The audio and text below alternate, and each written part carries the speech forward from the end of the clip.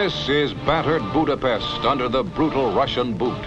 Soviet tanks roam the streets amid the ruins they made as communist secret police hunt down heroic freedom fighters. Here for all the world to see is grim evidence of the brutality and savagery with which the red tanks blasted a defenseless people and their city. 2 Budapest cameramen risked execution to make these pictures and smuggle them out of Hungary. 25,000 Hungarians are dead. Budapest is ravaged, but the communist masters cannot crush a proud people.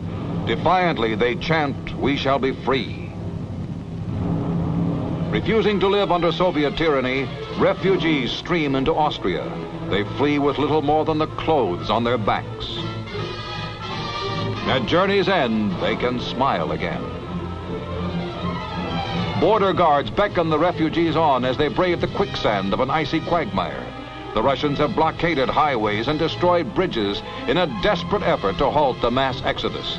But in 6 weeks, 120,000 Hungarians slip out of their troubled homeland. A refugee shows how the communists are spraying the escape routes with machine guns. Even the bravest must weep at leaving the country where their ancestors have lived, worked, and died for more than 1,000 years.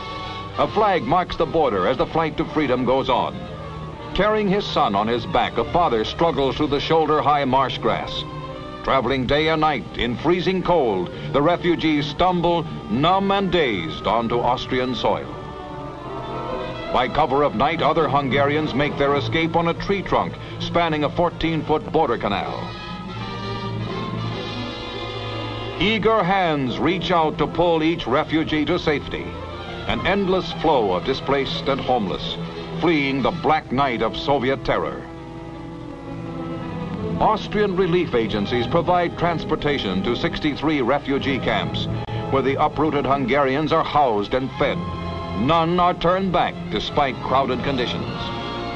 1,300 refugees find asylum in Holland, one of 16 countries offering new homes to the latest victims of communist inhumanity. The free world, which suffered through Hungary's gallant struggle for freedom, opens its hearts to the homeless masses. More than 50,000 are moved from Austria to other European countries.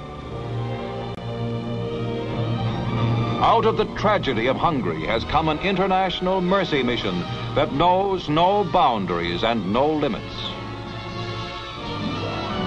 Daily in Vienna, trains wait to take the children of Soviet oppression to a new home and a new life.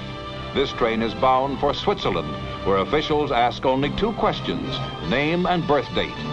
Yesterday's suffering is eased by the hope of tomorrow.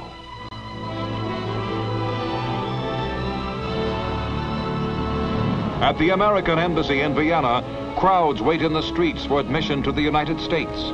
President Eisenhower offers asylum to 21,000, and officials work around the clock to speed them on their way. The first plane load arrives at McGuire Air Force Base in New Jersey. Stepping out into the crisp air of America, the refugees have found the freedom for which their countrymen yearned and fought and died. Offers of homes and jobs, clothing and food await them. By January 1st, all 21,000 refugees will have reached the United States in the biggest air-sea mercy operation in our nation's history. Under the stars and stripes, these Hungarians can work and wait and hope for the day when Hungary will be free.